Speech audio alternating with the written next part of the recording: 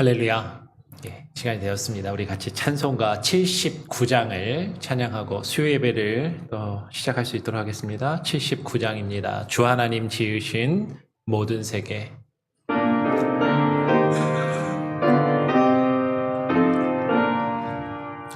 주 하나님 지으신 모든 세계 내 마음 속에 그리어볼 때 하늘의 별 울려 퍼지는 뇌서 주님의 권능 우주에 찾네.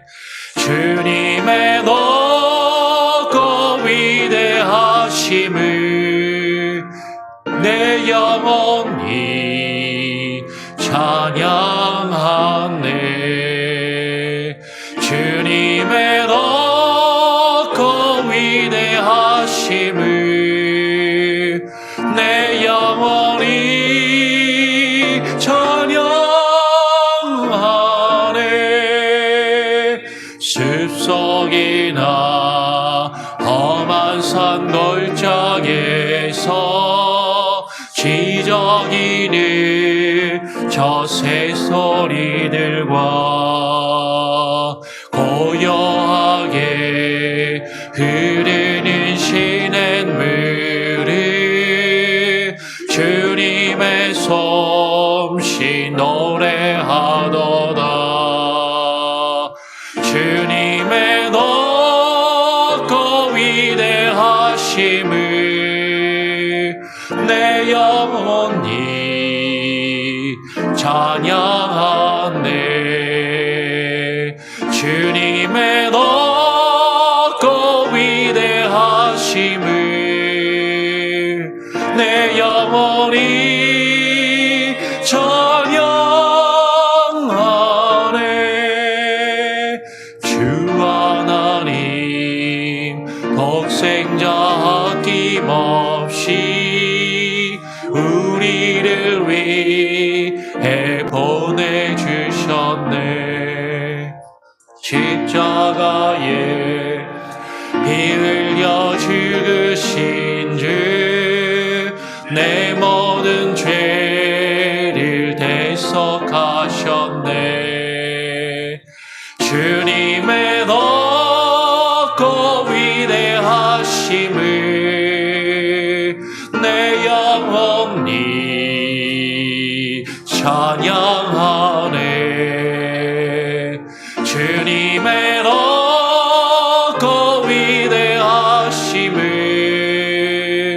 내 영혼이 찬양하네. 내 주 예수 세상에 다시 올 때 저 천국으로 날 인도하리. 나 겸손히 엎드려 경배하며 영원히 주를 찬양하리라. 주님의 높고 위대하심을 내 영혼이 찬양하네. 주님의 높고 위대하심을 내 영혼이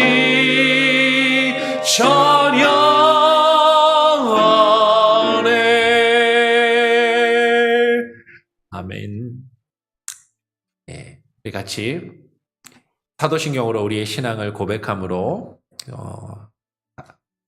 수요예배를 시작하도록 합니다. 함께 고백하겠습니다.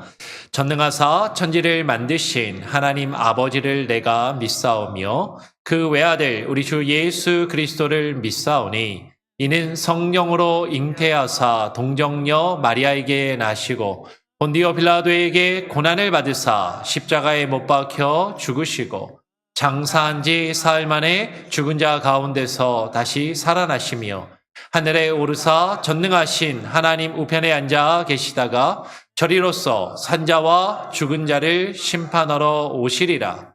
성령을 믿사오며 거룩한 공회와 성도가 서로 교통하는 것과 죄를 사하여 주시는 것과 몸이 다시 사는 것과 영원히 사는 것을 믿사옵나이다. 아멘. 예. 오늘 우리가 무엇을 믿는지, 우리는 무엇을 믿는가 하는 우리의 신앙의 고백을 우리가 보통 사도신경으로 하죠. 그 사도신경의 강의 또 세 번째 시간입니다. 세 번째 시간으로 하나님, 독생자 예수에 대해서 우리가 같이 함께 나눠보길 원해요. 지금 이제 첫 번째, 두 번째 하고 이제 세 번째인데요. 어떤 분들은 좀 딱딱하다, 좀 어렵다 이렇게 분명히 느끼실 수도 있을 것 같습니다. 근데 우리가 믿고 고백하는 바를 이번에 올 연말까지 같이 한번 쭉 새벽 예배도 지금 소요리 문답에 이어서 대요리 문답을 하면서 약간은 좀 딱딱하게 느껴질 수도 있지만 우리가 무엇을 믿고 고백하는지 같이 한번 올 한 해 동안 잘 정리하는 그런 시간이 되었으면 좋겠어요. 올 한 해를 시작하면서 또 말씀을 드렸지만 올 한 해는 제가 이제 우리 교회에서 사역을 하고 작년에 우리가 사역에 대한 기본적인 틀을 땄고 올해는 기초공사를 하는 기간이다라고 생각합니다. 그래서 기초를 튼튼히 다져야 되거든요. 우리가 믿음과 신앙의 기초가 튼튼해야 그 위에 무엇을 세워도 세울 수 있기 때문이다라는 것이죠. 그래서 같이 나누면서 조금 어려울 수 있어요. 조금 이해가 안 될 수도 있습니다. 지난번 수요예배를 마치고 어떤 분하고 개인적으로 우리 성도님 중에 통화할 일이 있었는데 질문을 하시더라고요. 여러분 혹시 궁금하시거나 이해가 안 되거나 혹은 제가 이렇게 앞에서 이렇게 우리 사도신경을 쭉 설명하면서 여러분들이 조금 받아들이기 어려운 부분이 혹시라도 있다면 언제든지 저한테 질문을 해주시고 전화를 주셔도 좋고 여러분 뭐 우리 교회 홈페이지에다가 계속 이렇게 올리는데 뭐 댓글로 남기셔도 좋고 어떻게든 여러분들이 궁금한 것들이 있거나 반응이 있으시면 그렇게 해주시면 또 같이 나누길 원해요. 원래는 사실 좀 성경 공부 형식으로 좀 대화도 하고 토론도 하고 그렇게 진행하기를 것도 좋겠다라고 생각을 했는데 또 우리 당회 장로님들이나 성도님들이 예배 형식으로 하기를 또 원하셔서 우리가 또 그냥 쭉 제가 일방적으로 설교처럼 이렇게 합니다. 사도신경의 세 번째 시간 우리가 하나님의 독생자 예수라는 시간을 함께 살펴보기를 원해요. 우리가 사도신경을 통해서 전능하사 천지를 만드신, 그죠? 전능하시고 천지를 만드신 하나님에 대해서 첫 번째 시간에 배웠고요. 두 번째 시간에는 전능하사 천지를 만드신 하나님 아버지를 믿사오며, 우리가 지난 시간에는 그 하나님이 이 세상을 모두 만드신 그 하나님이 우리의 아버지가 되심을 우리가 함께 나누었습니다. 그리고 오늘은 뭐죠? 하나님 아버지를 믿사오며 그 외아들 우리 주 예수 그리스도를 믿사오니, 오늘 그 하나님의 외아들, 하나님의 독생자가 되시는 예수에 대해서 같이 함께 나누기를 원해요. 우리 교회가 지금 올해 들어서 이제 선교사님을 새로 네 분을 후원하고 있고, 또 기존에 우리 여선교회에서 후원하던 선교사님까지 합쳐서 5분의 선교사님을 후원합니다. 그리고 선교사님 중에는 우리 교회에서 후원하는 선교사님 중에는 특별히 성경을 번역해서 그 소수 민족의, 소수 부족의 언어로 성경을 이렇게 번역하시는 선교사님도 계세요. 근데 선교사님들이 그 하나님을 알지 못하는 그런 부족이나 국가에 들어가면 가장 먼저 복음을 전하기 위해서 하는 작업이 그 나라나 그 종족, 종족이 사용하는 언어를 배우고 익혀요. 그러면서 그 종족이 쓰는 언어 가운데 신에 대한 단어가 무엇인가? 그리고 그 신에 대한 단어를 배우고 그리고 익히고 난 다음에는 그 언어에서 아들이란 단어가 무엇인가? 그것을 가장 먼저 이제 확인을 합니다. 그리고 예수님에 대해서 전할 때 그 예수님이 신의 아들, 하나님의 아들이다라고 이제 복음을 전하기를 시작을 하는 것이죠. 그래서 복음을 전파할 때 예수님이 누구인가, 예수 그리스도가 누구인가, 하나님의 아들이라는 것으로 복음을 전하기 시작하고 가르치기 시작한다라고 이야기를 합니다. 그런데 북부 멕시코 지역에 타라후마라족이라는 종족이 있는데 이 종족에게 복음을 전할 때는 이 선교사들이 그렇게 하지를 못했다라고 이야기를 해요. 왜냐하면 이 종족은 아주 좀 교만한 종족이어서 자신들을 하나님의 아들, 신의 아들들이라고 스스로 생각하는 부족이었다라는 것이죠. 그러니까 그 타라우마 민족에게 신의 아들, 예수가 신의 아들이야 이렇게 전하면 그 사람들은 어떻게 생각하냐면 그 사람도 타라우마족이야? 뭐 이렇게 우리 종족 중에 누군가 다른 데 좀 있었나 보지? 이런 식으로 받아들이는 그런 경향이 있더라라는 것이죠. 그들의 어떤 영적인 교만함, 그들이 자신들이 어떤 신으로부터 어떤 특별함을 선택을 받은 어떤 신의 아들들, 신의 아들이라고 그렇게 생각을 했기 때문이다라는 거예요. 그래서 선교사들이 그 종족에게 복음을 전할 때는 하나님의 아들이라고만 하는 것이 아니라 성경을 번역하거나 성경을 이야기할 때 하나님의 오직 하나뿐인 아들, 하나님의 오직 하나뿐인 아들이라는 것을 강조해서 그들에게 설명하고 가르쳤다라는 것이죠. 그렇지 않으면 이 사람들은 예수가 자신과 똑같은, 자신의 종족들과 똑같은 그런 타라우마족의 한 홍인종으로 그렇게 생각을 할 수도 있기 때문이다라는 것이에요. 여러분, 오늘날 예수님께서 오직 하나님의 오직 한 분이신, 하나뿐이신 그 아들이심을 믿지 않는 그런 사람들이나 그런 가르침이 많이 있다라는 것이죠. 대표적으로 그 하나님을 안 믿는 사람들 혹은 성경에 대해서 전혀 모르는 사람들만 그렇게 이야기를 하는 것이 아니라 성경을 연구하고 성경을 신학교에서 가르치는 신학자들조차도 그렇게 이야기하는 사람들이 오늘날 많이 있더라라는 것이에요. 여러분, 신학교 교수가요, 다 하나님 믿는 거, 예수님 믿는 게 아니에요. 신학교에서 성경을 가르치고 신학을 가르치는데 하나님을, 예수님을 온전히 안 믿는 사람들이 있다라는 거예요. 오늘날 미국의 신학교에 그런 신학교가 많습니다. 그 교수들 중에도 그런 교수들도 있고 심지어는 목사들 중에도 그런 목사들이 있어요. 이 사람들은요, 예수를 신이 아니라 단지 위대한 인간일 뿐이라고 생각하는 것이죠. 2000년 전에 예수라는 한 사람이 있었다라는 것을 오늘날 부정하는 사람은 거의 없어요. 여러 가지 역사적인 문헌이나 근거들을 통해서 예수라는 인물이 실존 인물이라는 것은 대부분 다 인정을 합니다. 그런데 그 예수는 그냥 사람이었는데, 어떤 훌륭한 위대한 한 인간이었는데 그 예수를 그의 제자들이 신격화했다라고 생각하는 것, 주장하는 것이죠. 그를 우상화하고, 예수를 우상화하고 신화했다라고 그렇게 이야기들을 하는 것이에요. 이들은 성경의 기록을, 성경을 하나님의 말씀 그 자체로 인정하지 않고 성경의 권위를, 하나님의 말씀의 권위를 부정하는 자들입니다. 그러면서 이들이 하는 연구가 역사적 예수를 연구한다라고 이야기합니다. 역사적 연구, 역사적 예수 연구 학회라는 것도 있고요. 역사적 예수를 연구하는 그런 학자들이 있어요. 이 역사적 예수는 뭐냐면 얼핏 들으면 예수님이 역사적으로 실제 있었던 것을 이 사람들이 연구하고 증명하나 보다라고 좋은 인상을 가질 수도 있는데, 이 사람들이 이야기하는 것은 지금 예수가 역사적으로 실제로 인간으로서 어떤 사람이었을까를 성경 그대로 믿고 받아들이는 것이 아니라 성경이 왜곡한, 혹은 그 사람들의 말대로 하면 성경이 신화한, 신격화한 그 예수를 신격화되지 않은 원래 예수의 모습 그대로 한번 찾아보고 설명하려고 하는 그런 시도들을 하더라라는 것이죠.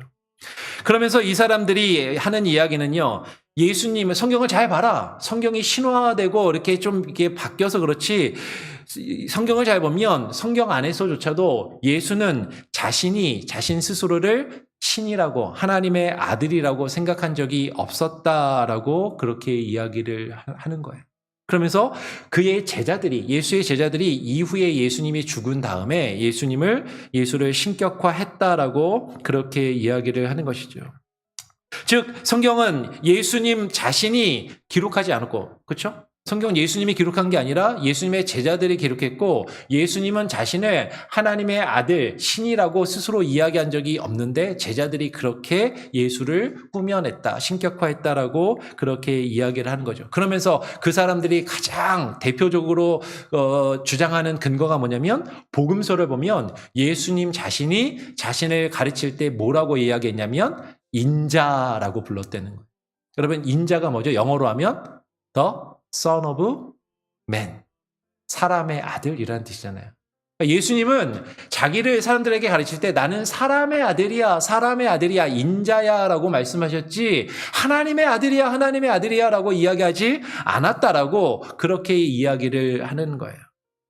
저기 예수님이 사람의 아들이라고 말했지 하나님의 아들이 아니라고 하나님의 아들이라고 직접 말한 적이 없다라고 그렇게 이야기를 하는 것이죠. 이런 견해가 또 예수님을 하나님의 아들임을 부인하는 그런 자들이 있고요. 또 어떤 사람들이 있냐면 하나님께서 인간인 예수를 택하여서 원래 예수가 하나님이 아니라 인간이었는데 그를 택하여서 하나님의 양자를 삼아서 하나님의 아들로 삼아 주셨다라고 그렇게 이야기하는 견해도 있는 것이죠. 예수님은 원래 인간이었는데 예수님을 하나님의 아들로 삼아서 그 양자됨의 모범을 삼았다라고 주장하는 것이에요. 그러니까 예수님은 하나님을 아버지라고 불렀지만 성경에 보면 예수님이 하나님을 아버지라고 부르는 곳이 여러 곳 나오지만 예수님이 예수님 자신만 오직 하나님의 아들이라고 주장한 적은 없었다라고 그렇게 또 이야기하는 그런 견해가 있는 것이죠.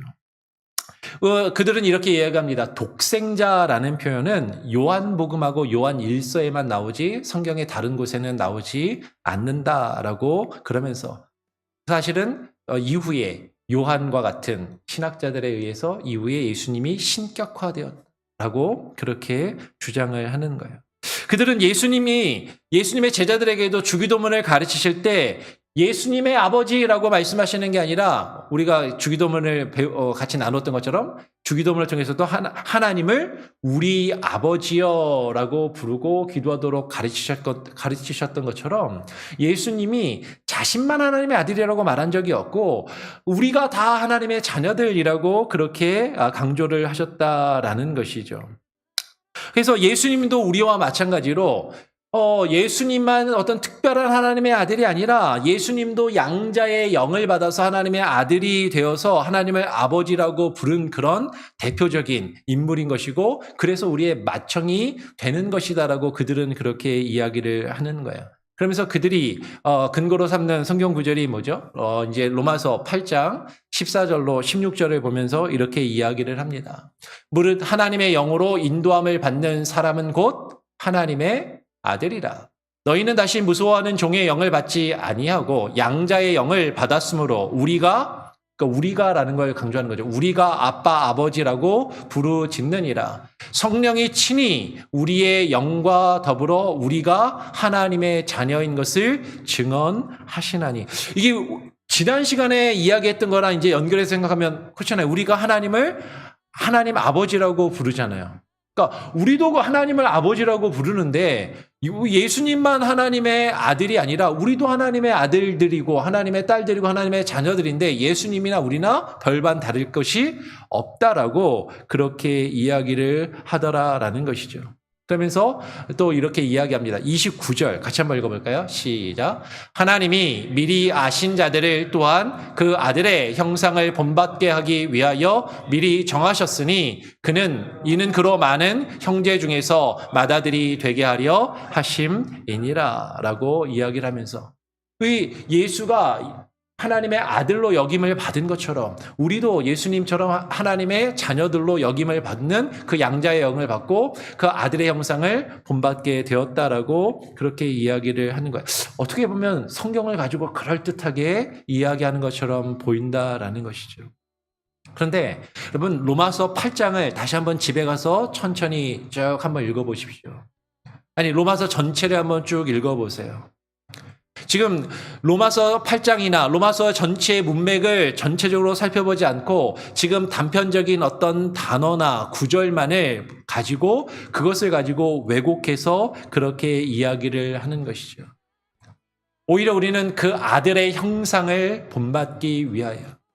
여러분, 그 아들은 예수 그리스도를 이야기하는 것이고 우리는 예수 그리스도의 형상을 본받아 하나님의 자녀로 여김을 받는 양자의 영을 얻게 되는 것입니다.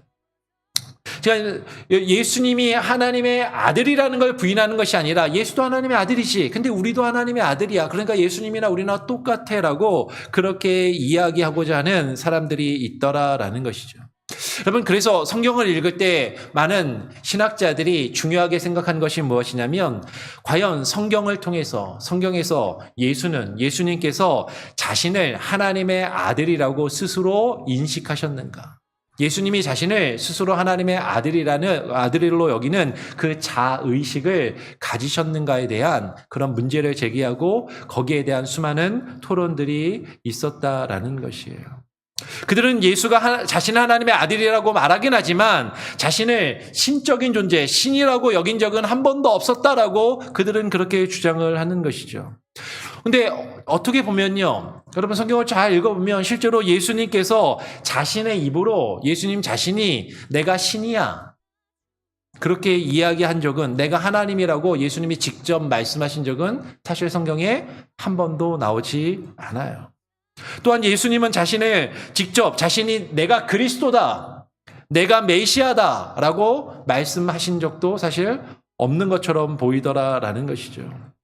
즉 예수님은 자신의 신적인 존재로 여기거나 메시아 혹은 그리스도로 그렇게 스스로를 여기지 않았고 그렇게 주장한 적도 없었다라고 그렇게 이야기를 하는 그런 사람들이 분명히 있다라는 거죠. 성경을 읽긴 읽는데 겉으로 왜곡해서 읽는 사람들이라는 것이에요. 그러나 예수님은요, 하나님을 아버지라고 부르면서 하나님과 자신을 하나라고 말씀하시더라라는 것이에요. 대표적인 것이 요한복음 17장 21절로 23절의 말씀입니다. 제가 한번 21절, 22절을 읽으면 23절을 같이 한번 읽어보죠.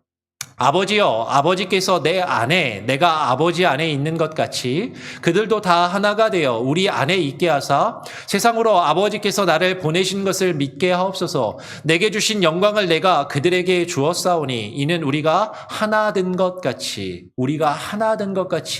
그들도 하나가 되게 하려 함이니이다. 23절 같이 읽겠습니다. 곧 내가 그들 안에 있고 아버지께서 내 안에 계시어 그들로 온전함을 이루어 하나가 되게 하려 함은 아버지께서 나를 보내신 것과 또 나를 사랑하심 같이 그들도 사랑하신 것을 세상으로 알게 하려 함이로소이다. 그러면 예수님께서는요, 자기 입으로 내가 신이야, 내가 하나님이야 라고 그렇게 표면적으로 그렇게 말씀하신 적은 없는 것 같지만 예수님은 분명히 말씀하시는 거야. 하나님하고 자신이 하나다. 하나님과 내가 같다라고 그렇게 이야기를 하신다라는 것이죠. 예수님과 아버지 하나님이 하나가 되셔서 하나가 되신 것 같이 예수님을 믿는 우리들도 하나가 되기를 원하신다라고 말씀하신다라는 거예요. 조금 더 한번 살펴보죠. 공간복음에서 예수님이 자신을 하나님이라고 이야기한 적이, 스스로 말씀하신 적이 없다라고 그들은 그렇게 이야기를 합니다. 그런데 예수님께서 자신을 하나님의 아들이라고 말씀하실 때 유대인들이 어떤 반응을 보였는가 하는 것이에요. 예수님이 자신을 하나님의 아들이라고 이야기할 때 아까 그 사람들이 이야기한 것처럼 예수님도 하나님의 아들이고 하나님을 믿는 다른 사람들도 하나님의 자녀가 되어서 다 똑같은 하나님의 자녀다라고 그렇게 그들이 이해를 했는가? 아니, 그렇지 않다라는 거죠. 예수님이 하나님의 아들이라고 말씀하실 때 그 말을 듣던 유대인들은요, 그 말을 듣고 참남하다 하면서, 예전 성경에는 참남하다, 지금 새로 번역한 성경에는 신성모독이라고 여겨서 예수님을 돌로 쳐서 죽이려고 합니다. 제가 한번 읽어볼게요. 마태복음 26장 62절부터 66절까지. 대제사장이 일어나서 예수께 묻되 아무 대답도 없느냐? 이 사람들이 너를 치는 증거가 어떠하냐 하되, 지금 사람들이 예수님에 대해서 반발을 합니다. 예수님을 이제 치려고 하는 것이죠. 예수님을 대항하는 것이에요.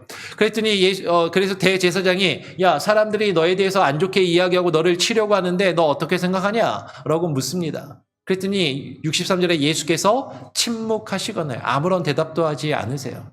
그러니까 대제사장이 다시 묻습니다. 대제사장이 이르되 내가 너로 살아계신 하나님께 맹세하게 하노니 네가 하나님의 아들 그리스도인지 우리에게 말하라 라고 대제사장이 물어요. 야, 네가 하나님의 아들이라고 아들이야? 네가 하나님의 아들이라면서 네가 하나님의 아들 그리스도가 맞냐? 라고 그렇게 물어봅니다. 그랬더니 예수님께서 이르시되 뭐라고 말씀하세요? 내가 말하였느니라. 그러나 내가 너희에게 이르노니 이후에 인자가 권능의 우편에 앉아 있는 것과 하늘 구름을 타고 오는 것을 너희가 보리라 라고 말씀하시는 것이. 여러분 아까 이야기했던 것처럼 예수님이 자신을 스스로 그리스도라고 스스로 메시아라고 말씀하신 적이 없다라고 주장하면서 예수님은 신이나 그 그리스도가 아니라고 그렇게 주장하는 사람들이 있다라고 말씀을 드렸어요. 예수님이 자기 입으로 그리스도라고 말하는 장면이 성경에는 나오지는 않아요. 근데 여기 보면 네가 그리스도인지 우리에게 말하라 라고 이야기할 때 예수님이 뭐라고 말씀하세요? 내가 말하였느니라. 지금 예수님이 지금 대제사장의 그 질문에 긍정하시는 거예요? 부정하시는 거예요? 긍정하고 계시는 거죠. 그래, 네가 말하였잖아. 네가 알고 있잖아. 그러면서 인자가 여기서 이제 인자라는 표현이 나오니까 인자가 권능의 우편에 앉아 있는 것과 하늘 구름을 타고 오는 것을 너희가 보리라 하시니 이 말을 합니다. 여기서도 이제 인자. 근데 왜 하나님의 아들, 신, 그리스도라고 표현하시지 않고 왜 인자라고 표현하셨을까 하는 것이에요. 인자. 근데 여러분 이 인자라는 인자가 권능의 우편에 앉아 있는 것과 하늘 구름을 타고 오는 것을 보리라라고 하는 이 장면이 구약의 원래 구약 성경에 있는 장면인 것이죠. 구약 성경 다니엘서 7장 13절에 보면 어떤 표현이 나오냐면 인자라는 표현보다는 다니엘서는 인자와 같은 이가 그 구름을 타고 이렇게 오는 그 장면을 다니엘서 7장 13절이 이것을 이야기해요. 근데 이 다니엘서 7장 13절하고 이 내용을 가지고 한국인 중에 세계적으로 아주 유명한 신학자가 있어요. 김세윤 박사라는 분이 있습니다. 이 김세윤 박사가 인자론이라는 것을 이제 주장을 하게 되는데 이 인자론의 그 김세윤 박사의 인자론에 의하면 다니엘서에서 이야기하는 이 7장 13절에 인자와 같으니라는 이 표현은요. 여러분 인자와 같으니라는 건 다르게 이야기하면 인자가 아니라는 거예요. 사람처럼 보이지만 사람의 모습이지만 사람이 아닌 신적인 존재가 내려오고 있음을 지금 다니엘서가 이야기하고 있는 것이고 유대인들도 그것을 그렇게 여겼다라는 것이죠.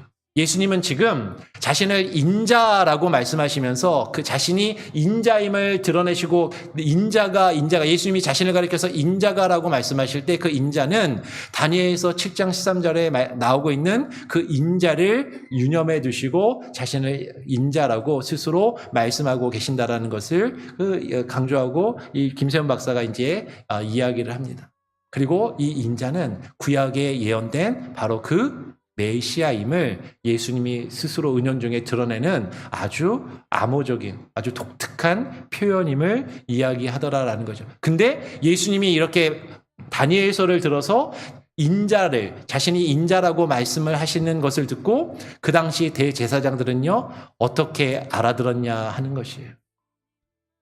인자가 권능의 우편에 앉아있는 것과 하늘 구름을 타고 오는 것을 보리라라고 딱 이야기를 하시니까 65절 66절에 이에 대제사장이 자기 옷을 찢으며 이르되 그가 신성모독하는 말을 하였으니 어찌 더 증인을 요구하리요. 보라 내가 지금 이 신성모독하는 말을 들었도다. 너희 생각은 어떠하냐. 대답하되 이르되 그는 뭐에 해당한다? 사형에 해당하니이다. 지금 대제사장이 묻습니다. 네가 하나님의 아들 그리스도냐? 예수님이 직접 그리스도라고 말씀하시지 않아요. 네가 그렇게 말하네? 네가 그렇게 말했다.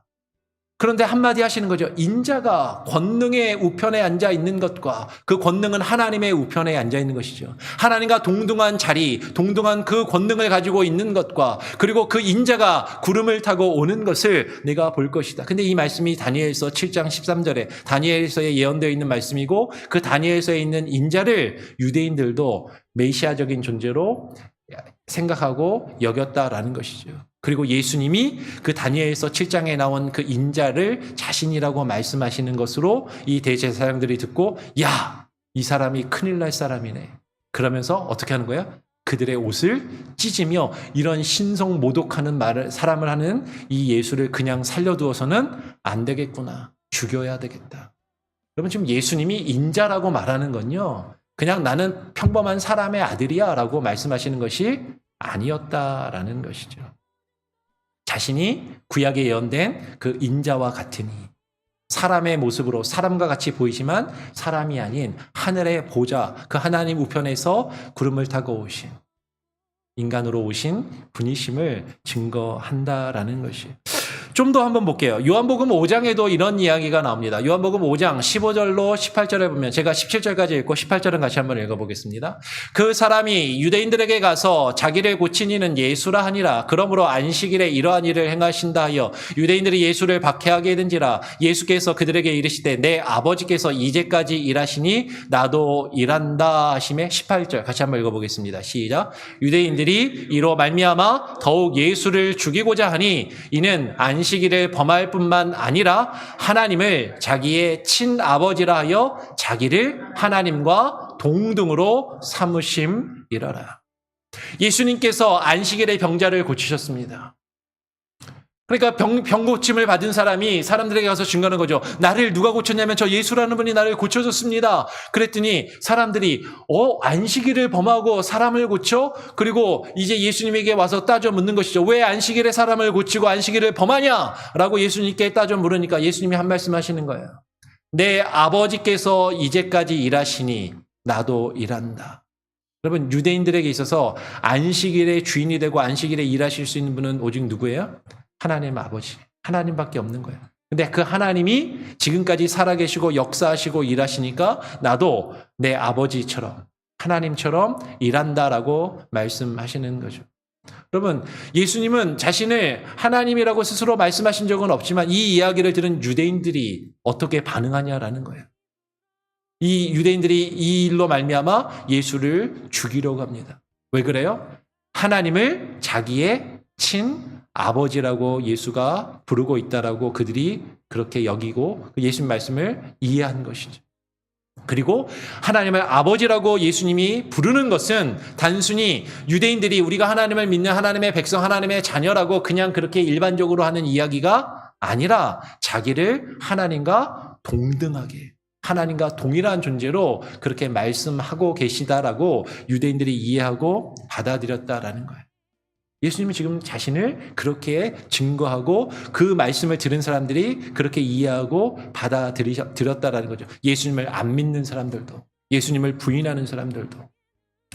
한 군데 더 보겠습니다. 요한복음 10장 29절로 33절은요, 좀 더 구체적으로 이야기해요. 그들을 주신 내 아버지는 만유보다 크심에 아무도 아버지 손에서 빼앗을 수 없느니라. 나와 아버지는 하나이니라. 나와 아버지는 같다, 하나라고 예수님이 말씀하십니다. 그랬더니 이 말을 들은 유대인들이 다시 돌을 들어 치려 하거늘 예수께서 대답하시되 내가 아버지로 말미암아 여러 가지 선한 일로 너희에게 보였거늘 그 중에 어떤 일로 나를 돌로 치려 하느냐. 33절 같이 한번 읽어볼까요? 시작. 유대인들이 대답하되 선한 일로 말미암아 우리가 너를 돌로 치려는 것이 아니라 신성모독으로 인함이니 내가 사람이 되어 자칭 하나님이라 함이로다. 예수님께서 나와 아버지는 하나라고 말씀하셨는데 예수님이 나와 아버지가 하나라고 말씀하신 것을 유대인들은, 그 말을 들은 유대인들은 어떻게 이해하는 거예요? 예수님이 신성모독을 했다. 네가 사람이면서, 분명히 그들이 볼 때는 사람이거든요. 예수님은 마리아에게서 태어난 목수의 아들로 태어난 인간이거든요. 근데 네가 사람이면서도 자칭 하나님이라 칭하고 있다라고 유대인들은 그렇게 여기고 있는 것이죠. 여러분 예수님은 자신을 인자라고 표현했습니다. 그래, 내가 사람으로 왔고 내가 실제 진짜 사람으로 왔지만 그 다니엘서에 예언된 것처럼 하나님의 그 영광 보좌를 버리고 오신 그 그리스도이심을 지금 예수님은 증거하고 있고, 그리고 그 말을 듣는 예수님을 반대하였던, 예수님을 믿지 않는 유대인들도 그렇게 이해하고 그렇게 받아들였다라는 것이에요. 예수님은 분명히 자신이 하나님이심을 증거하였던 것입니다. 성경이 우리에게 그것을 분명히 나타내 보여주고 있는 것이죠. 근데 예수님이 하나님의 아들로 그 신성을 인정하지만, 예수님은 하나님의 아들이라고 믿는다고 하지만 잘못된 이해를 하는 경우가 또 있더라라는 것이죠. 몇 가지 견해를 보겠습니다. 예수님은 하나님의 아들이라고 말하면서도 예수님이 창조된 피조물이라고 여기는, 즉 예수님이 완전한 신이 아니라 불완전한 신, 불완전한 신성을 가진 존재라고 여기는 사람들이 있어요. 그들이 누구예요? 대표적으로 여호와의 증인과 같은 사람들입니다. 여러분, 그 여호와의 증인들은 이렇게 이야기하는 거예요. 하나님께서 예수님을 낳았다라고 성경이 표현하니까, 아들은 아버지가 낳았으니까, 그러니까 낳은 존재이므로 창조 이전부터 본래 있었던 것이 아니라 하나님이 창조하신, 창조된 존재라고 그들은 그렇게 이야기하는 것이죠. 히브리서 1장 5절 말씀을 보면, 하나님께서 어느 때의 천사 중에 누구에게 너는 내 아들이라, 오늘 내가 너를 낳았다 하셨으며, 또 다시 나는 그에게 아버지가 되고 그는 내게 아들이 되리라 하셨느냐. 이 말씀을 보면, 그리고 여호와의 증인들이 이야기하는 걸 보면 하나님이 예수님을 낳았대요. 낳았다는 얘기는 없었는데 생겼다는 얘기니까 하나님이 만드셨다라는 얘기 아니냐. 어떻게 보면 그럴듯하게 들린다라는 거죠. 여러분, 여호와의 증인들은 성경을 잘 압니다. 성경을 많이 공부해요. 그리고 성경을 가지고 기독교인들을 찾아다니면서 전도를 하죠. 성경을 우리가 잘 알지 못하면요, 그들이 성경을 가지고 나와서 성경을 이야기하니까 그들의 말이 맞는 것처럼 보일 수도 있다라는 거예요. 근데 지금 그들은요, 이렇게 이야기하는 것이죠. 모든 만물보다 가장 먼저 예수님이 창조되셨기 때문에 분명히 예수님은 영적인 존재이고 천사들보다도 더 영적이고 신적인 존재이기는 하다라고 이야기를 합니다. 골로새 1장 14절로 17절을 가지고 이렇게 이야기를 하죠.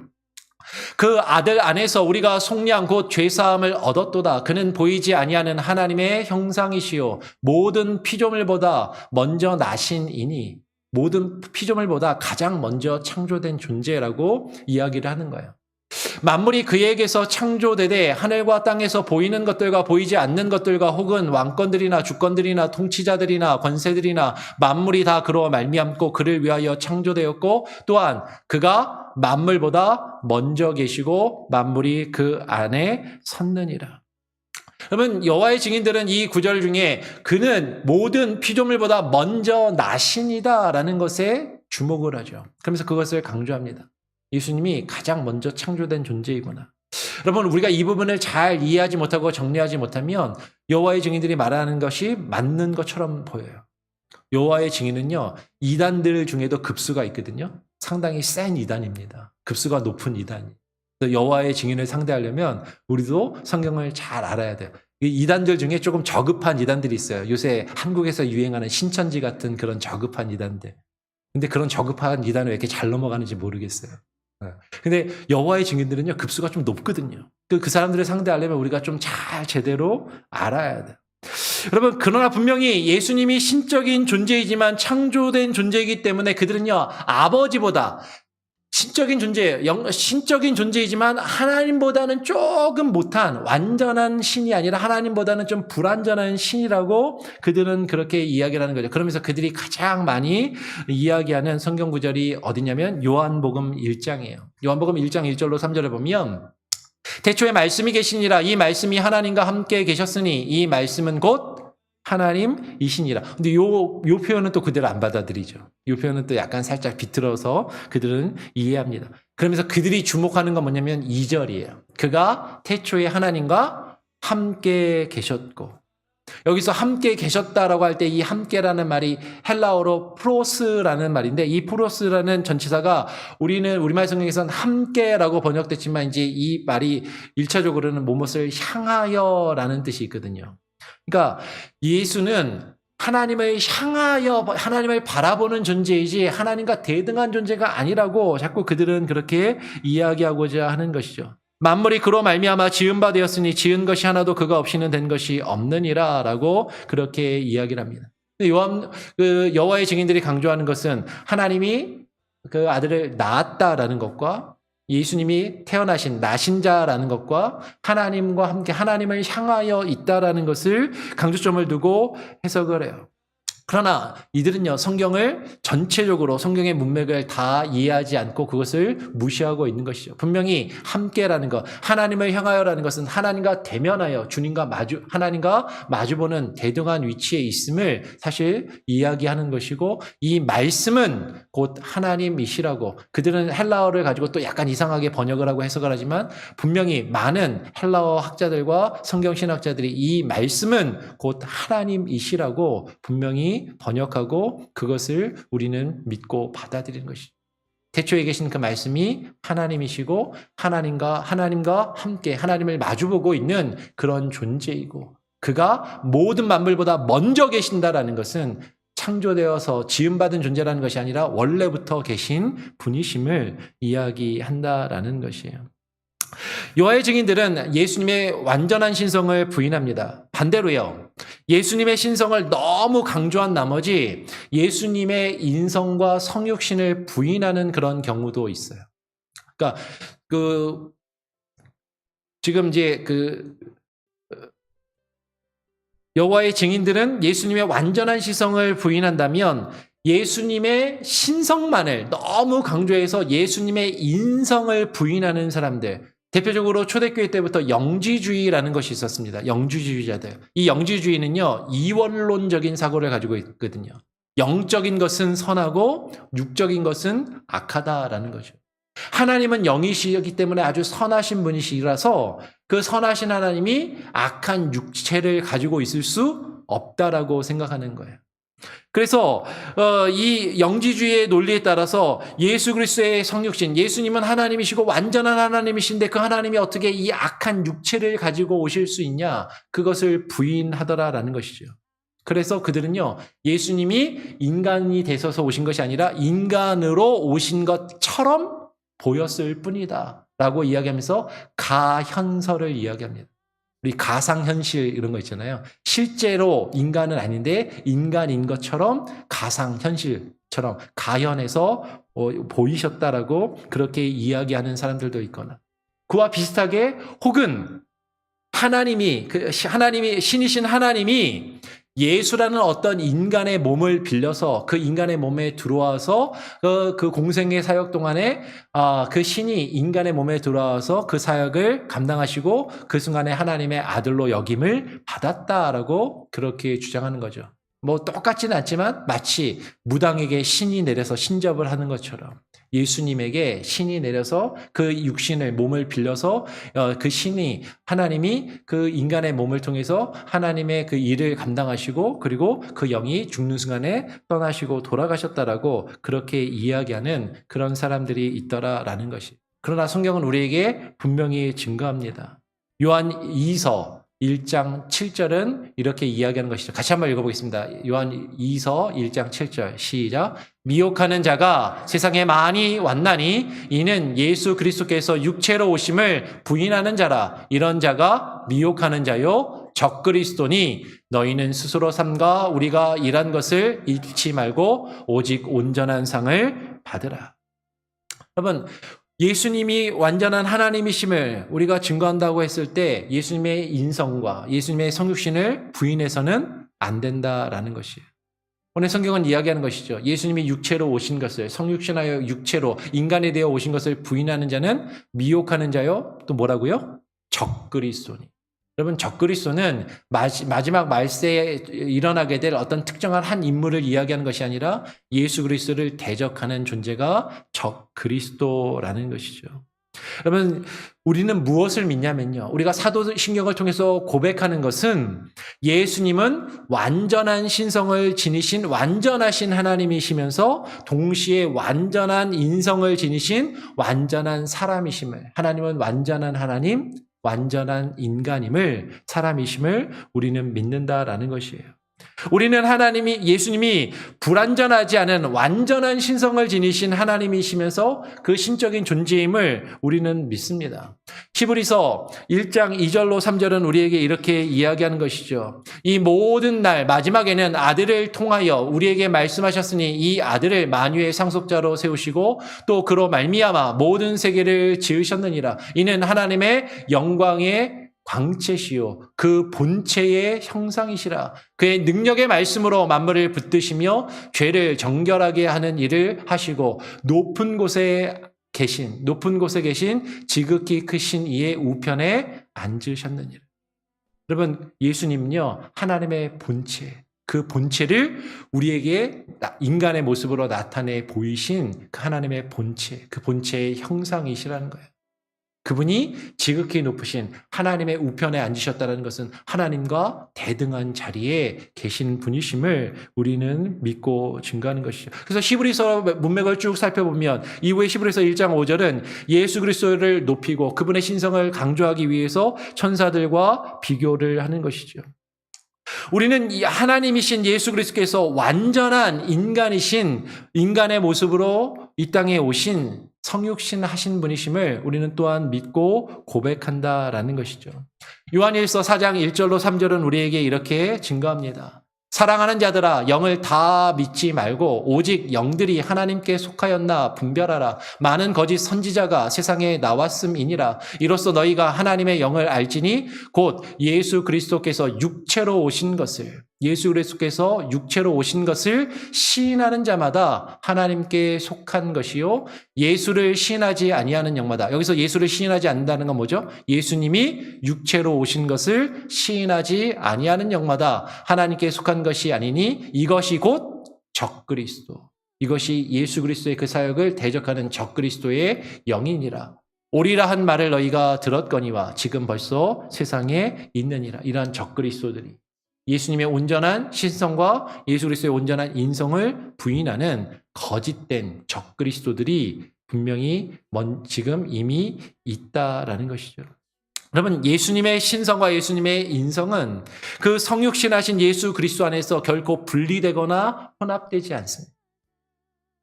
신성과 인성이 섞이는 것이 아니라, 이게 분리되는 것이 아니라 예수님은요 반은 신, 반은 인간이 아니에요.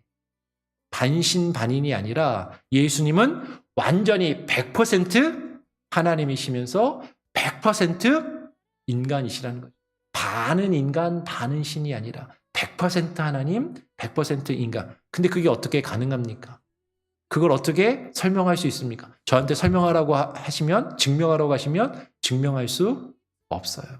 성경이 우리에게 그렇게 증거하고 있는 것을 그냥 우리는 믿을 뿐이다라는 것이죠. 여러분, 인간의 이성으로 이것을 완전히 이해할 수 없습니다. 완전한 하나님이시면서 완전한 인간이시다라는 것을 우리가 어떻게 이해할 수 있고 우리가 어떻게 그것을 증명할 수 있는가. 그래서 성경은 그것을 우리에게 뭐라고 이야기하냐면 신비라고 이야기하는 거예요. 신비. 그 하나님이 완전한 인간의 모습으로 우리를 위하여 우리의 죄를 사하시기 위하여 이 땅에 오신 것은 신비입니다. 그 신비. 우리는 그 신비를 증거하는 성경의 말씀을 믿는 그 믿음의 내용인 것이죠. 우리가 예수님을 하나님의 아들로 믿는다라는 것은요. 다시 이제 정리하면 삼위일체의 맥락에서 믿어야만 한다라는 것이에요. 우리가 요새 대요리문답, 소요리문답에 이어서 대요리문답을 나누면서도 삼위일체에 대해서 간략하게 나누어 썼습니다. 성경에 삼위일체라는 말이 나온다고요? 안 나온다고요. 성경에는 삼위일체라는 말이 나오지 않지만 삼위일체를 우리가 알 수 있는 유비적인 여러 근거들이 성경에 있습니다. 성경에 삼위일체라는 말이 나오지 않기 때문에 삼위일체 자체를 부정하는 사람들이 있어요. 성경에 어디 삼위일체라는 말이 나오냐? 삼위일체라는 단어가 성경에 안 나오는데 왜 자꾸 삼위일체를 주장하느냐? 그래서 다니엘 신론을 이야기하는 유니테리안 처치 같은, 미국에 보면 유니테리안 처치들이 있잖아요. 삼위일체를 부인하는 그런 기독교라고 간판을 건 교회들도 있더라라는 것이죠. 근데 성경에 삼위일체라는 단어 자체가 나오지 않는다고 성경에 삼위일체 내용이 없는 것이 아니라 성경 전체의 내용을 통해서 우리는 삼위일체 내용을 발견할 수 있다라는 것이죠. 그렇지만 성경의 삼위일체는요, 어느 특정한 한 구절을 가지고 온전히 증명하거나 설명할 수는 없어요.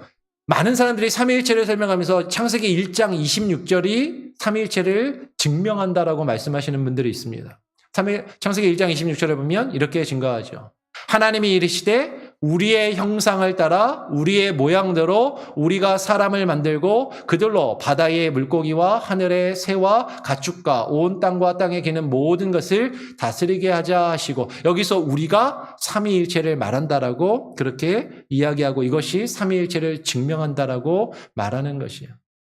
물론 이 창세기 1장 26절은 대표적으로 삼위일체를 설명하는 근거 구절 중에 하나가 될 수는 있어요. 그러나 창세기 1장 26절이 삼위일체를 온전히 증명하는 것은 아닙니다. 왜냐하면 우리의 형상을 따라해서 우리는 몇 이상이 우리죠? 둘 이상. 둘일 수도 있고 셋일 수도 있고 넷일 수도 있고. 그래서 창세기 1장 26절 자체가 삼위일체를 증명하는 것은 아니지만 하나님 안에 복수성이 있다라는 것을 우리에게 설명해 주고 있는 것이죠. 하나님 안에 복수성이 있다. 전에 한번 말씀드린 적이 있잖아요. 우리 안경을 뭐라고 얘기한다고요? 영어로 glasses. 그냥 glass가 아니라 glasses. 근데 I put glasses 그러면은 나는 안경들을 막 쓰고 있다라는 게 아니라, 그죠? 안경 하나이지만 glasses라고 이야기하는 것처럼. 그 히브리어의 언어적인 특성상 우리라는 어떤 동사, 우리에 해당하는 동사와 어떤 그런 문법적인 요소들을 쓰고 있지만 그것은 하나님 안에 복수성이 있음을 그렇게 나타내 보이고 있다라는 것이죠. 삼위일체에 대한 명확한 근거는요, 성경의 여러 구절들을 근거로 해서 종합적으로 우리가 이해하고 설명할 수 있는 개념인 것이에요. 대표적으로 마태복음 28장 19절입니다. 같이 한번 한 목소리로 읽어보겠습니다. 시작. 그러므로 너희는 가서 모든 민족을 제자로 삼아 아버지와 아들과 성령의 이름으로 세례를 베풀고, 이런 구절들이 많이 여러 곳이 있는 것이에요. 아버지와 아들과 성령의 이름. 고대 시대의 누군가의 이름은요, 함께 그 이름이 나열되고 있다는 것은 대등한 위치와 권위와 능력과 권세가 있음을 이야기하는 것이죠. 아버지와 아들과 성령의 이름이 대등하게 사용되고 있다라는 것이에요. 삼위일체의 교리는요, 이 외에도 여러 성경의 구절들을 종합적으로 통해서, 성경의 여러 구절들을 통해서 오랜 시간 동안 교회가 정립한 우리의 믿음의 가장 기본이 되는 교리의 핵심이 되는 것이죠. 이 삼위일체를 이해할 때 우리는 두 가지의 견해로 꼭 살펴봐야 됩니다. 경륜적인 삼위일체와 존재론적인 삼위일체를 꼭 이해해야 돼요. 그러면 삼위일체에 대해서 많은 설교를 하고 성경 공부를 하면서도 이 부분을 정확하게 이해하고 설명하지 않는 그런 경우가 많아요. 실제로는 여러분 목사님들 중에서도 이 경륜적인 삼위일체와 존재론적인 삼위일체를 정확하게 구별하지 않고 설명하지 않는 경우들이 많이 있다는 것이죠. 근데 이것을 우리는 정확하게 이해할 필요가 있습니다. 경륜적인 삼위일체라고 할 때 경륜은 전에도 계속 말씀을 드렸지만 하나님이 일정한 포부를 가지고 하나님이 이 세상을 다스리시고 움직이시는 하나님의 일하시는 계획과 일하시는 스타일이에요. 그 하나님은요, 하나님의 경륜은 이 세상의 역사 속에서 시간과 공간 속에서 자신의 일을 이루시고자 하는 그 모든 계획과 하시는 그 모든 일, 하나님의 일하시는 방법과 그 모습인 것이죠. 그래서 경륜적인 삼위일체란 무엇이냐면 시간과 역사 속에서 하나님이 자신을 우리 인간에게 나타내 보이시는 그 하나님의 작정하심을 따라서 일하시는 하나님의 모습인 것이죠. 제한된 시간과 역사 속에서 그 무한하신 하나님, 우주보다도 더 크신 하나님이 제한된 시간과 공간 안에서 우리에게 자신을 나타내실 때 우리가 이해할 수 있는 모습, 우리가 발견할 수 있는 모습으로 자신을 나타내 보이시는데 그것이 성부와 성자와 성령의 구별된 모습이시다라는 것이에요.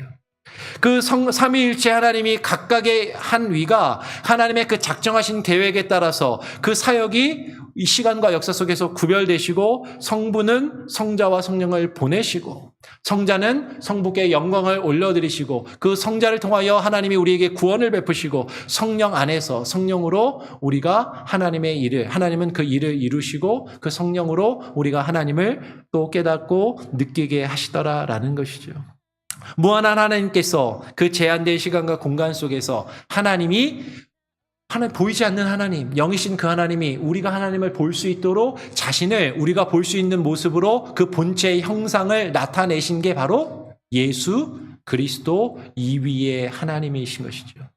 그러니까 시간과 공간 속에서 하나님의 경륜 속에서 보이지 않는 그 영이신 하나님이 자신을 구별하여 나누시고 보이도록 보이신 게 바로 아버지가 아들을 낳으셨다라는 표현이다라는 거예요. 그러나 존재론적인 삼위일체를 이야기할 때 존재론적인 삼위일체에 있어서 예수님은 근본적으로 아버지 하나님의 본체이시고 하나님과 완전히 동등하신 한 분이신 하나님이시다라는 것이죠. 대부분 이 존재론적인 삼위일체와 이 경륜적인 삼위일체를 구분하지 못해서 이것을 헷갈려하고 여러분 우리가 어떻게 시간과 공간 안에서 무한을 이야기할 수가 있습니까? 유한을 가지고 어떻게 무한을 설명할 수 있냐라는 거예요. 불가능하거든요. 그렇잖아요.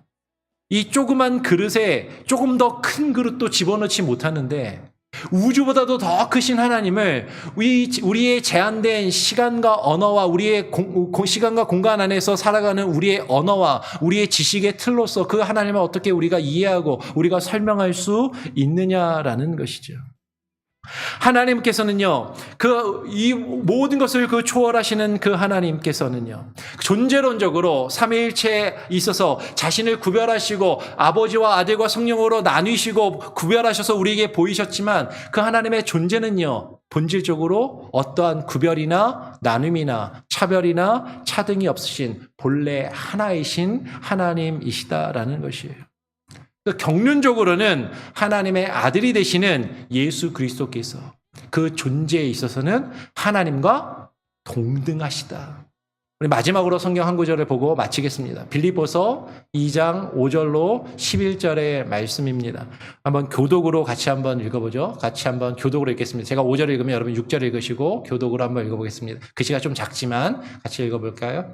너희 안에 이 마음을 품으라. 곧 그리스도 예수의 마음이니 그는 근본 하나님의 본체시나 하나님과 동등됨을 취할 것으로 여기지 아니하시고 오히려 자기를 비워 종의 형체를 가지사 사람들과 같이 되셨고 사람의 모양으로 나타나사 자기를 낮추시고 죽기까지 복종하셨으니 곧 십자가의 죽으심이라. 이러므로 하나님이 그를 지극히 높여 모든 이름 위에 뛰어난 이름을 주사 하늘에 있는 자들과 땅에 있는 자들과 땅 아래에 있는 자들로 모든 무릎을 예수의 이름에 꿇게 하시고 11절도 같이 읽겠습니다.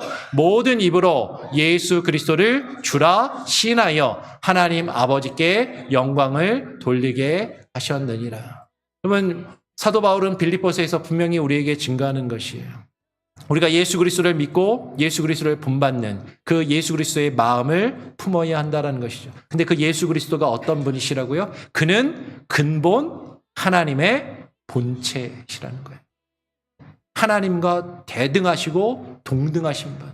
하나님과 구별이나 차별이나 나눔이 없으신 온전히 동일하신 분. 그런데 그분이 저와 여러분을 위하여 우리가 도저히 이룰 수 없고 깨달을 수 없는 그 지극히 크신 하나님, 우주보다도 더 크신 그 무한하신 하나님, 그 하나님이 우리의 죄와 허물을 용서하시기 위하여 우리가 볼 수 있는 모습, 우리가 이해할 수 있는 모습으로 자신을 나타내신 것이죠. 자기를 비워 종의 형체를 가지사 사람과 같이 되셨습니다. 사람의 모습으로 인자가 되어 우리 가운데 오신 분이시다라는 것이죠. 사람의 모양으로 자신을 나타내시고 자신을 낮추셔서 죽기까지 복종하심으로 저와 여러분을 위하여 어디에 죽으셨어요? 십자가에 죽으셨다라는 것이죠. 그분이 우리의 주가 되시는 것이에요. 우리는 그분을 믿고 그 믿음 안에서 우리는 그분이 오직 한 분이신, 우리가 하나님을 아버지라고 부르지만 하나님이 우리를 자녀로 삼아주시고 우리를 자녀로 여겨주셨지만 우리가 하나님을 아버지라고 부르는 것과는 전혀 차원이 다른, 그분은 본래 하나님이시면서 우리를 위하여 스스로 구별되어 아들의 형상을 지니고 우리 가운데 오신 독특하신 아들. 여러분, 독생자라는 것은요, 그냥 숫자적으로 하나밖에 없는 아들이라는 것이 아니라 하나님의 그 존재의 방식에 있어서 아주 독특하게 태어나시고 독특한 아들이시라는 것이죠. 그 독생자 예수 그리스도를 우리는 믿는 것이에요. 우리가 다음 시간에는 그 외아들 우리 주 예수 그리스도, 그분이 우리의 주가 되심을, 그분이 우리가 주가 되신다라고 고백한다는 것이 무엇인지를 우리가 다음 시간에 조금 더 구체적으로 나누도록 하겠습니다. 예수님은 아주 독특하고 특별하신 하나님의 유일한 아들이시다. 우리가 그것을 온전히 믿고 고백함을 사도신경을 통해서 우리는 고백하는 것입니다. 잠시 한번 기도하고요. 같이 제가 한번 기도하게 시간이 갔으니까 찬양하죠. 그냥 찬송가 171장 찬양하고 그리고 제가 기도하고 주님 가르쳐 준 기도로 마치도록 하겠습니다. 찬송가 171장을 찬양하고 제가 기도하고 사도신경으로 마치도록 하겠습니다. 171장입니다.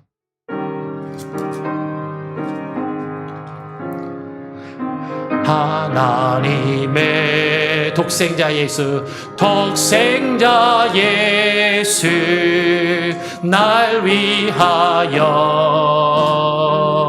오시었네. 내 모든 죄 사시려고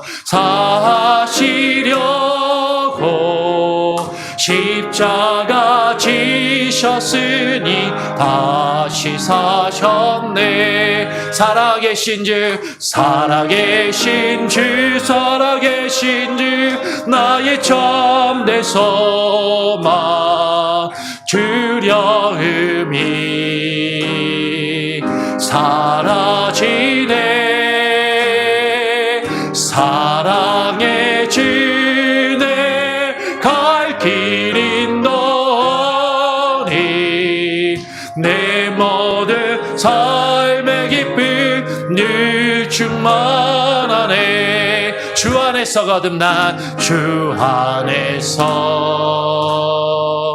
거듭난 우리 기뻐하며 찬양하리. 가슴 속에 넘치는 확신, 넘치는 확신, 우리의 가는 길에 소망 넘치네. 살아계신 주, 살아계신 주, 나의 참된 소망, 두려움이 사라지네. 사랑의 주네, 갈 길인 너하니, 내 모든 삶의 기쁨 늘 충만하네. 선한 싸움, 선한 싸움 다 마친 후에 우리 주님 배우리라. 사망 권세 다 물리치고 주님이 다스리니 영광 넘치네. 살아계신 주, 살아계신 주, 살아계신 주, 나의 참된 소망, 두려움이 사라지네. 사랑의 주네, 갈 길인 너하니, 내 모든 삶의 기쁨 늘 충만하네. 제가 한번 기도하고요. 사도신경으로 수요 예배를 마치도록 하겠습니다. 하나님, 감사합니다. 오늘 이 시간 하나님의 독생자 예수 그리스도, 하나님의 본체이시고 지극히 높으신 그 하나님의 그 본체를 지니고 하나님의 영광을 지니신 분이시지만 우리를 위하여 자신을 죽기까지 스스로 낮추시며 십자가에 죽으신, 우리를 위하여 인간의 모습으로 우리 가운데 오신 예수 그리스도를 하나님 우리가 믿음으로 고백합니다. 주님이 완전하신 하나님이시요 완전하신 사람이심을 우리는 온전히 이해할 수 없고 깨달을 수 없지만 우리는 믿음으로 그것을 고백하며 예수 그리스도가 우리를 위하여 이 땅에 오신 하나님이심을, 우리와 똑같은 인간의 모습으로 우리 가운데 오셔서 우리의 죄와 허물을 감당하셨음을 하나님 우리가 믿음으로 고백합니다. 하나님, 우리가 믿고 고백하는 바를 잘 깨달아 알게 하시고 분별하게 하여 주시고, 하나님 이 세상에 수많은 적그리스도들이 있음을, 거짓된 복음과 성경을 왜곡하며 주의 말씀을 왜곡하며 증거하는 그런 수많은 이들이, 수많은 거짓된 교회와 선생들이 있음을 하나님 우리로 하여금 깨닫게 하시고 바른 영적인 분별력을 허락하여 주시며 하나님 우리가 바른 믿음과 신앙의 고백을 주님께 올려드릴 수 있는 우리 교회 공동체가 되게 하여 주시옵소서. 하나님 이 시간을 통하여서 우리가 무엇을 믿는가, 그 우리의 믿음에 대하여 하나님 바르게 정립하고 확인하며 하나님 그것을 되새길 수 있는 귀한 시간들이 되게 하시고, 보다 많은 성도들이 함께 모여 이 시간에 주의 말씀을 나누며 듣고 배우며 하나님 새로워지는 귀한 은혜가 있게 하여 주시옵소서. 이제 마치고 돌아갑니다. 돌아가는 길에도 함께 하시고, 주님, 우리를 위하여 이 땅에 오신 주님께서 우리와 영원히 함께 하심을 함께 고백하며 주님과 동행하는 삶과 하나님 또 우리의 일생이 되게 하여 주시옵소서. 감사 찬양 영광 주님께 올려드리오며 거룩하신 예수 그리스도의 이름으로 기도합니다. 아멘. 전능하사 천지를 만드신 하나님 아버지를 내가 믿사오며 그 외아들 우리 주 예수 그리스도를 믿사오니 이는 성령으로 잉태하사 동정녀 마리아에게 나시고 본디오 빌라도에게 고난을 받으사 십자가에 못 박혀 죽으시고 장사한 지 사흘 만에 죽은 자 가운데서 다시 살아나시며 하늘에 오르사 전능하신 하나님 우편에 앉아 계시다가 저리로서 산자와 죽은 자를 심판하러 오시리라.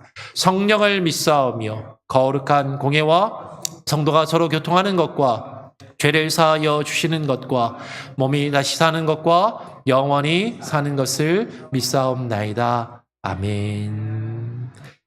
예배를 마쳤습니다. 자유롭게 좀 기도하시고요. 또 인사 나누시고 교제하시고 돌아가시길 바랍니다.